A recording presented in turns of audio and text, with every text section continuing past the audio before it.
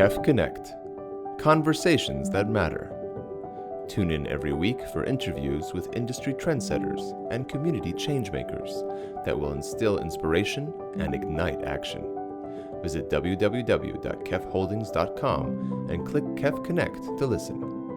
So welcome to KEF Connect. KEF Connect is a podcast by KEF Holding, and it's all about interviewing trailblazers, like yourselves on the show, who are kind of moving and shaking their industries. The topic of today is going to be all about NFTs and cryptocurrencies, super controversial, and I'm very happy to have you both on the show today. I'd like you each to please introduce yourselves to the audience, as well as give a little bit of an insight as to how you fit into the crypto / NFT world. Perhaps Albert, we can start off with you. All right, awesome. My name is Albert Carter. I have a company called Audioswim. I like to refer to myself as a culture shifter. And what I mean by that is literally changing the game and how we perceive the music industry. One of the things that how we operate within the crypto and blockchain space is with a company called Blackpool, and we're releasing NFTs as well as our own cryptocurrency in the very upcoming months. Now, I say all that, and I'm not a huge fan of cryptocurrency. I would just throw that out there at the beginning. You don't have to be. But, you know, with the transparency and what we're doing with blockchain technology, I think is amazing. I think it's the forefront of the music industry as well as any other art industry, just based off of transparency. That's one of the things that I love about it. So. Can't wait to talk all about that with you today, I'm looking Albert. forward to it. Super. Lavesh, over to you. Can you please give everyone a quick bit of an overview as to your background and how you fit into the crypto and NFT world? Thank you, Shereen, for having me, and thank you to KEF for arranging this podcast. I run a company called ARTIANA. We do auctions of artworks and luxury collectibles in Dubai. We are actually UAE's first homegrown auction house for art and luxury collectibles based out of the DIFC. I've had a long journey in the space of collecting and advising art for various clients of ours, and as well as my own collection, almost 3 decades in it. Basically, the connect with NFTs and cryptos is quite interlinked with artworks nowadays. As we know, we've been reading about it all over in the papers, and everything is kind of like revolving around the non-fungible tokens, which essentially kind of like gets tied up to one token, which kind of like proves ownership. And like many other people who are kind of like figuring out how they can use this to their advantage, even we are in the process of coming out with our own security token, which will be called either the ARTIANA token or another name that we already have, which will be known to people very soon. What does non-fungible mean? So essentially, Shereen, non-fungible means that it cannot be, exchanged against each other. It is one unique token, which is basically like an artwork, right? It's like unique. But when you have artwork gets copied, though. But that's not the original artwork. So that's exactly what we're talking about. Look, when you talk about a non-fungible token, it's one unique token which has got one particular ID, and that itself generates value or holds value in it. So basically for artworks, it's used to actually prove ownership of that particular token, which could correlate to maybe an artwork, or it could correlate to anything else. Like, you have like the first tweet, which is now an NFT or anything like that. It could be kind of correlating to that. So on that note, I wanted to pick on the word art, because I think it's pretty subjective when it comes to NFTs. Right. I mean, people are trying to sell things like memes, tweets, like you mentioned. Let's say, where's the fine line between art, what is and isn't art, and therefore what can or cannot be sold as an NFT in the art world?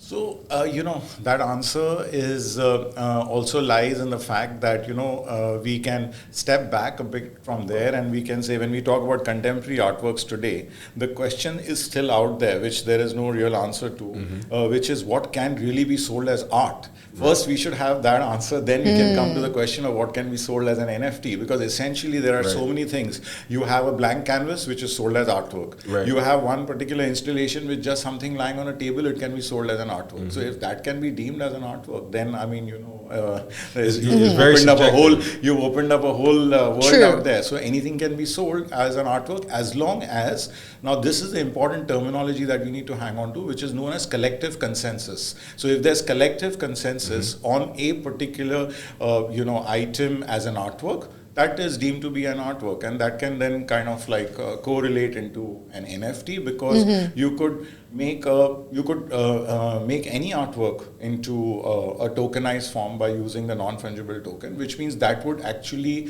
correlate to the ownership of that particular artwork. So even if you have a digital artwork, the digital artwork does not actually sit on the blockchain. It sits on an address which is separate, but the blockchain address gives you the ownership of that particular artwork. Got that. Now, Albert, how does music fit into this world? For one word, the music industry has traditionally been the most non-transparent industry. And What do you mean by non-transparent?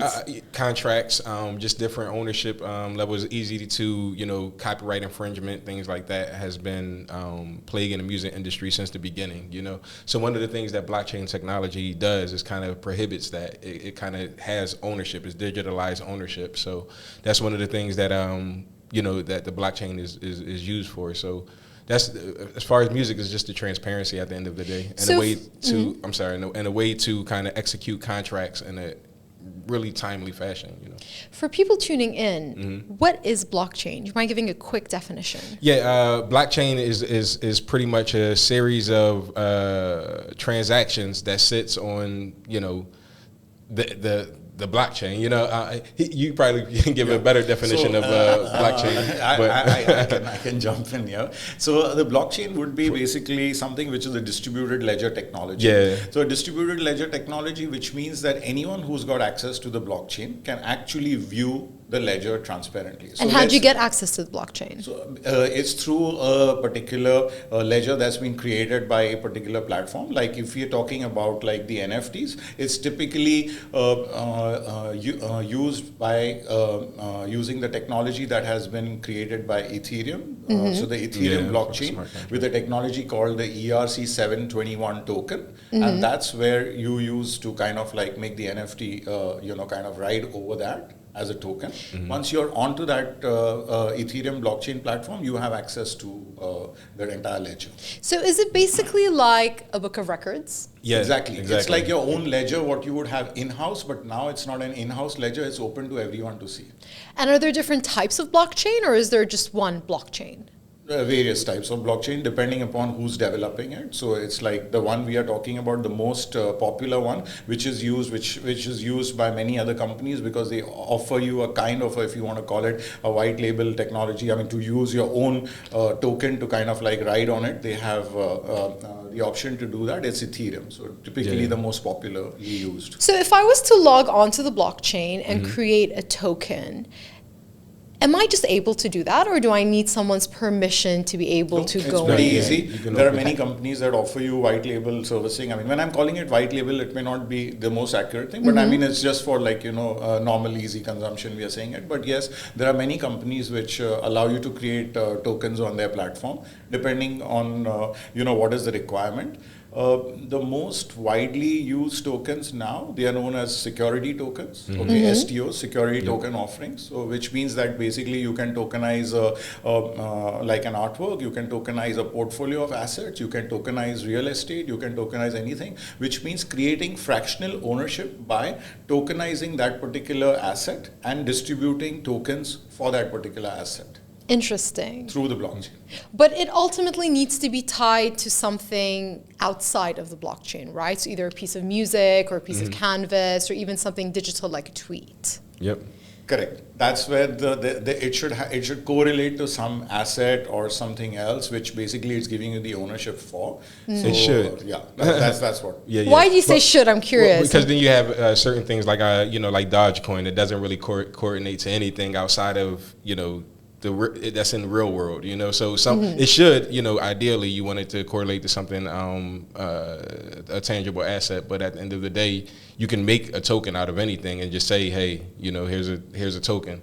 Then that would not be then that would not be an NFT. That would that's not an NFT. I'm sorry. That would be like a cryptocurrency. That's crypto. So exactly. So on that, Albert, would you mind giving everyone a quick primer on what is Dodgecoin for those who are not Elon fans and don't know what Dodgecoin is? So Dodgecoin is a coin that people made a joke and said, "Hey, I'm gonna create a coin," and Elon Musk tweeted about it, and pretty much it skyrocketed in price. It was big news this year. It was. But it came crashing down because Elon, I think, went on SNL and said, "Oh, it's a sham or something." Yeah. I mean, Elon, that's what scares me about blockchain in general is because the power that someone like Elon Musk has within the industry is like literally can make or break a coin if he says so.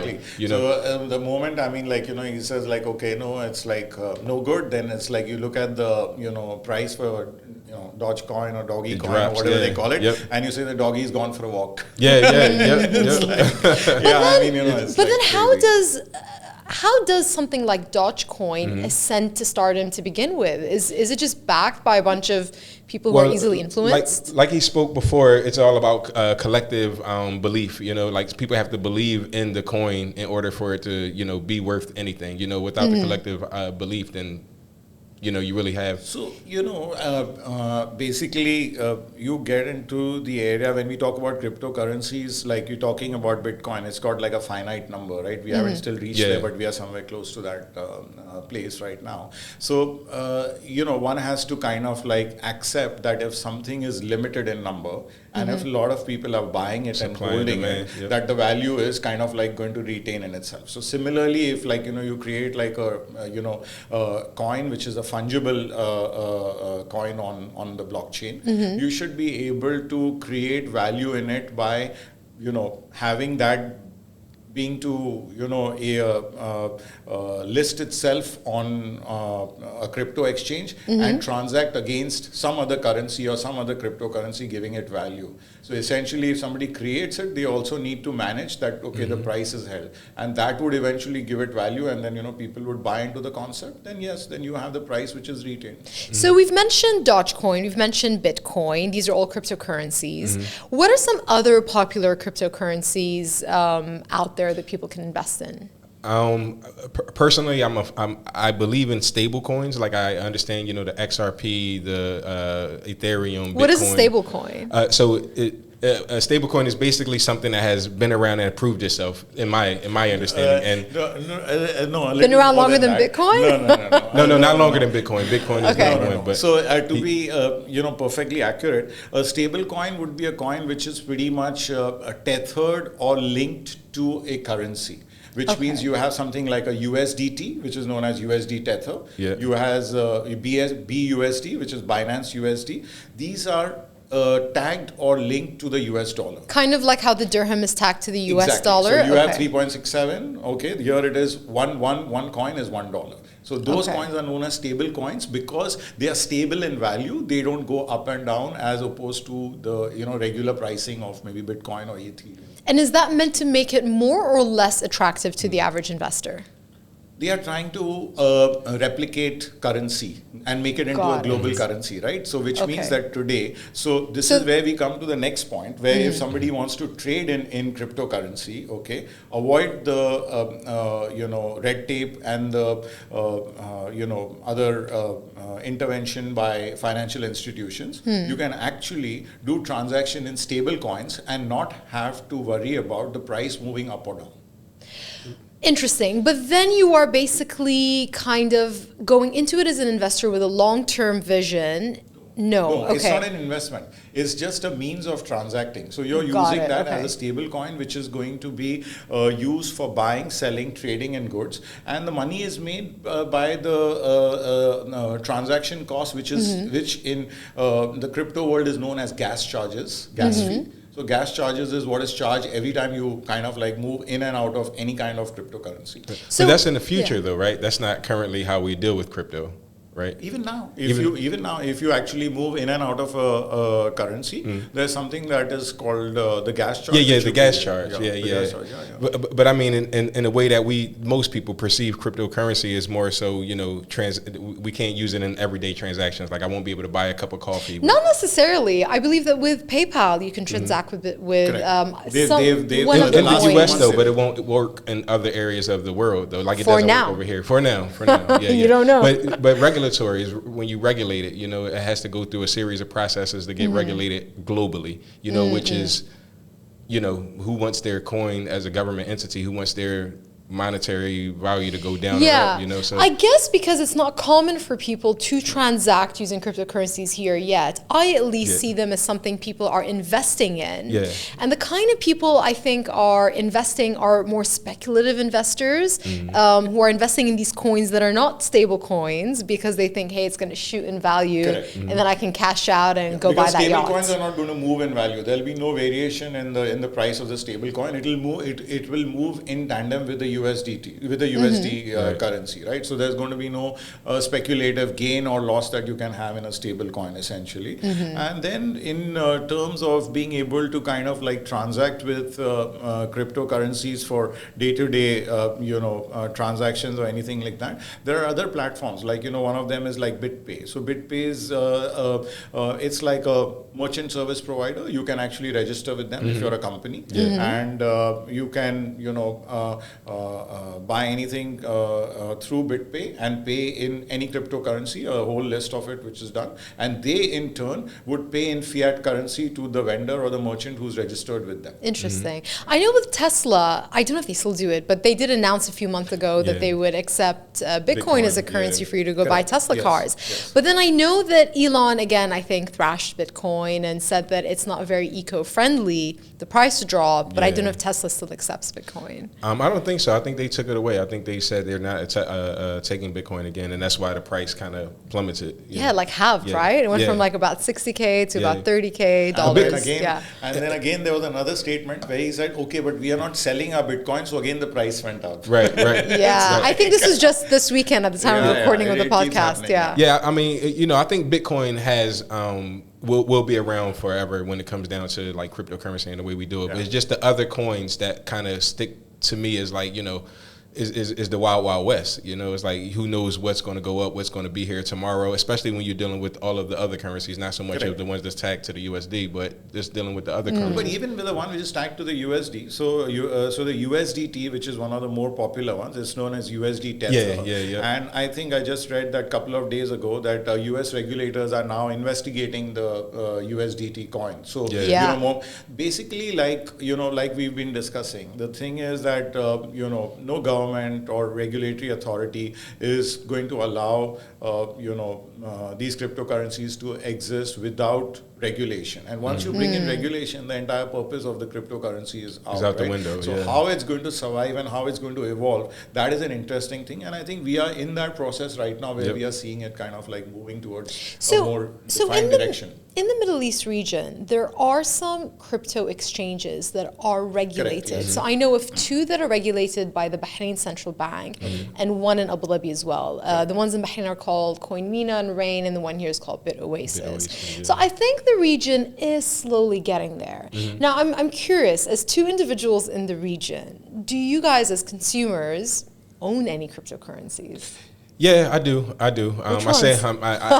have a Bitcoin. Obviously, I think everybody should have Bitcoin. After you thrashed Bitcoin that? I believe in Bitcoin. I think Bitcoin is good. It's just the other ones, Like I have Bitcoin, I have XRP, I have Ethereum, and then I have that's basically the main ones that I do. I do a little diving into some of the lesser known coins, but it's a risk. Who knows? There's a risk for me. It's a risk for everybody. Are you buying them as an investment, or as an investment? So I rarely use the term cryptocurrency in my day-to-day life. We'll use it for the case of the show, but I always call it crypto investment. So until I'm able to spend it, I'll always call it crypto investments. Until I'm able to buy something, until I'm able to buy a cup of coffee. You don't have enough for a Tesla yet? Not yet. Hopefully one day. I barely have enough for a Tesla ride. Inshallah. Lavesh, what about you? Yeah. So I own only a few Ethereum coins and no other currency, only Ethereum. And the reason for owning the Ethereum is because, like I told you, that we are involved in the space of creating our own token. And, essentially I need to have that hands-on feel on how the transaction happens and how you can enter, exit. Because like I said earlier, we are, dealing with something which is very esoteric. And the fact that I'm able to speak about it is today because I have hands-on experience in it, like, how to transact, what are the things. So, you need to be in it. Like, so I decided, okay, throw yourself in the deep end, buy some Ethereum, figure out how do you kind of like transact in it. And also at least you have like a good working knowledge of how it operates. But no. So it's a bit of mystery shopping there. No investments in any kind of cryptocurrency at all, barring this, which is purely exercise to kind of understand how it works. Interesting. Yeah. Now, in both of your industries, which is largely in the art world, let's say working with musicians and or artists, do you find that you need to convince them of the benefits of the blockchain and therefore working with NFTs, or are they already with it and know what's going on? From my end, artists are very excited about working with NFTs and blockchain. However, it's the functionality of it. They don't understand how it's supposed to function and how we can make, user-friendly NFTs. Like, that's the biggest drawback. It's like, they don't know where to sell it, where to buy it. So what we're doing at Audioswim is partnering with a company called Blackpool, and they have a coin called Audiocoin. And then we're partnering up with them to kind of run this. And Audiocoin, for instance, it released Bjork's album in 2018. So that crypto album that she released is the same company that we're working with. So artists want to dive into it, they just don't know how to do it. But that's why I exist, right? So it's pretty much. Interesting. And is it the same with the non-music part of the art world? Yeah. So I think what happens is, like, the headlines that keep popping up in the newspapers that, okay, people sold their, NFT for so much, or XYZ sold it for so much. And these are the prices that it's making on the crypto exchanges for the NFTs and stuff like that. For millions of dollars. Yeah. And that makes it like, very interesting for people to read those headlines, makes everyone sit up and want to participate, and they feel that, okay, why aren't we a part of this and stuff like that. But what they also need to kind of like get to the point is that they need to be savvy enough to understand how they can translate either their artworks or create something original for an NFT, and to be able to kind of like put that out there and make it hold value, right? So essentially till now we are coming from a space where you have like a physical painting which you put up on the wall and you enjoy it, and that's basically what you're paying for, right? So we still kind of like at that phase where you say, okay, there is enough number of people and there's a demand supply for a particular artist's work, and it's like a physical painting which you're putting up and enjoying. We need to move from there to somebody willing to accept that, okay, I'm willing to pay for a digital artwork which will be there. I will own the digital artwork in the form of an NFT, but at the same time, many replicas of that digital artwork will be available to other people for free, which happens in the case of normal artwork as well. Like you mentioned earlier, like there are many copies, but that's not the original painting with the artist's brushstroke on it, right? But here, between one digital artwork and the copy that is there, there's not any difference at all. So it's like, people need to be comfortable with the fact that, yes, I have the original artwork which was done by the artist, I have the ownership of it, but there are many copies like that existing with people, and I can't do anything about it, and they own it for free. So is it more about the ego and pride of saying I own the original? Exactly, you could say that. Yep. Like with any other art, which is true in the case of artworks as well, or anything else which is a luxury collectible. Like, that's why we have limited editions, right? Right. But the thing is, when you talk about ego and we talk about limited editions, people pride themselves in saying that there's only one of its kind and there's no other second one. Right. Okay, so if you say that, if the ego trip comes from the fact that I have the original and you don't have that, the next digital copy is akin to what you are owning. Got that. Now, what is the link between NFTs and cryptocurrencies, other than the fact that they're both on the blockchain? Do you need to have cryptocurrencies in order to buy NFTs, or can I walk up with dollars or dirhams and purchase NFTs? So you can pretty much enter into an NFT through the dollar or through a credit card, like I just mentioned. I mean, there are bridge mechanisms or bridge platforms available like Bitpay and stuff like that who would allow you to move into that space, right? Got it. But for the end transaction to happen, yes, you would need to be in a cryptocurrency which would actually kind of like trade into that. But you could from your end enter through any currency, whether it's fiat or through a credit card. Then there would be an intermediary who would actually conduct the transaction and at your end kind of acquire the NFT for you. Got that. Now, what about the demand side of your industries? Are there, let's say, music fans who are wanting NFTs or art lovers who are wanting art NFTs? Yeah, from music side, exactly. We do have more of the well-known artists, though, more so than the independent artists. One of the things that I wanted to do with Audioswim is kind of make some of the independent artists have a little bit more control and power over the music that's being distributed. What NFT does is allow for that to happen, right? So we want to help artists buy, sell, and trade their music.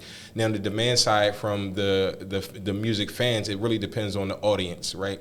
So if you have a large audience that really buys into your music, that really wants to see you succeed, it's easier. But if you're an up-and-coming artist that you really haven't put out any music, you haven't done anything, then 9 times out of 10 you're not going to be able to sell like the person who's more well-known. So it's just about developing fan base, and this allows for another way that you can develop a fan base more authentically, because now they have something to lose if you lose. So. Are you trying to cut out the middleman, or not you rather, is the entire movement of, let's say, artists producing music on the blockchain? Yeah, essentially is cutting out more so record labels than anything else, which, right now, honestly, you don't really need the machine behind you. You need the connections that they have. You need the money and the budget behind it. But once you start giving that power back into the artist's hands, then it's up to the artist to kind of do whatever they want with it. Because now you have a distributor. Audioswim, we distribute your music to all of the platforms. You don't need a record label. Whereas before, in order to get into a store, like let's say Virgin Records, you would have to get a record label to get you there. You don't need that anymore. YouTube, if you want to drop a music video, you don't have to necessarily go on MTV. You don't have to go on BET. You could just drop it on YouTube. So essentially, you could cut out the record label per se. I'm sorry for for all of the larger record labels, but that's what we want to do. We want to kind of like make the fans the new record label. But right? as an artist, I can still go put up my non-NFT music video on YouTube and my non-NFT audio file on Spotify. And you can still get money from that on an NFT. So, because what happens is you can sell some of your royalty rights in the form of an NFT, and every time you stream, you can still collect some money. And do I get the money back as cryptocurrencies? You can. It's both. You can do it as crypto or fiat. Interesting. Yep. What about in the art world? Do you find that there are, or let's say the non-music art world, do you find that there are people out there who still appreciate physical art, let's say canvases and installations, as opposed to digital mediums?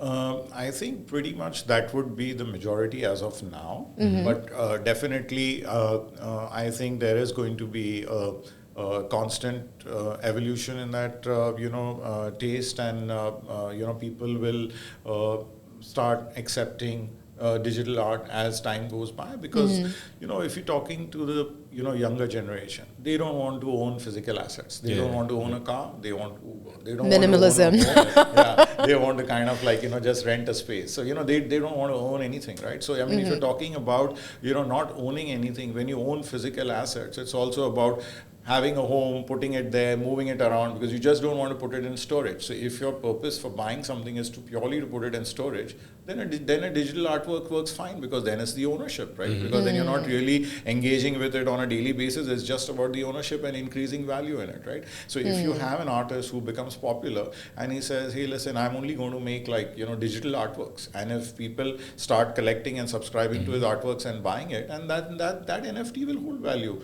So it's early days. It's not that it's not going to go there, but we are going to see that there is going to be like a movement in that direction. And I would think that both the collector base would exist simultaneously. There would be some who would subscribe to the physical, artworks, and some would be comfortable with the digital artworks. And I think both will coexist. Will coexist. Yep. Do you guys find that there are some non-art related industries that are creating NFTs and kind of benefiting from what other industries? Real estate for one. I mean, it's like you can tokenize a kind of like property and kind of like have fractional ownership in that.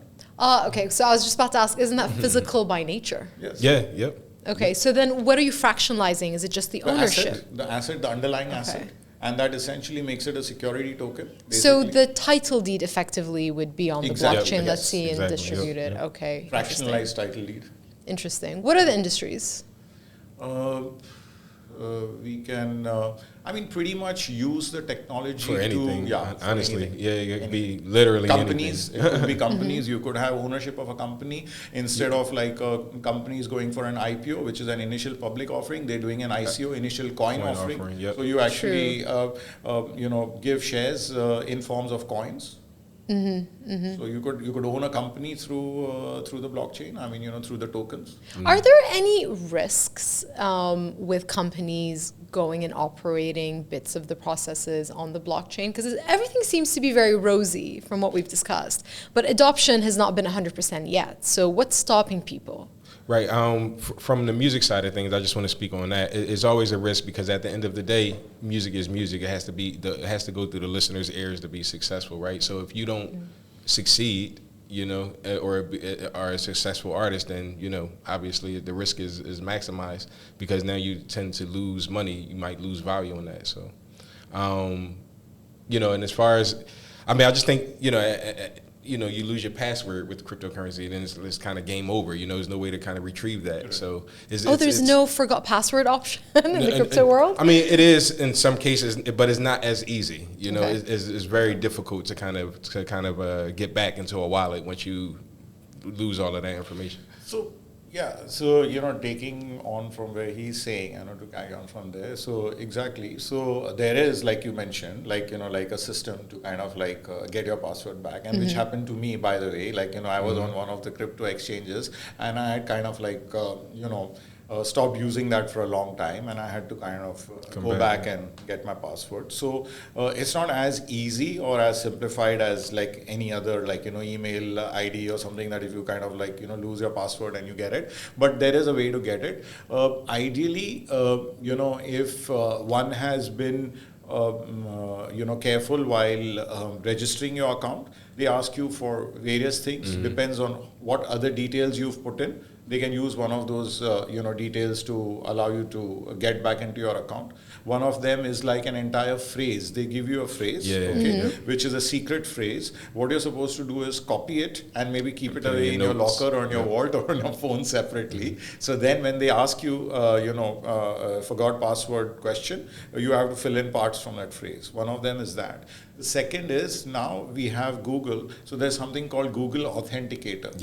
So the Google Authenticator from your device can allow you to get back in. So there are ways, but these are things that you have to be a little more sophisticated in using devices and technology. The younger generation, of course, is, but I'm saying we are getting there, right? Oh, I hate it when Google Authenticator wants me to prompt my password and things. Copy and paste it. So it means I'm not part of the younger generation.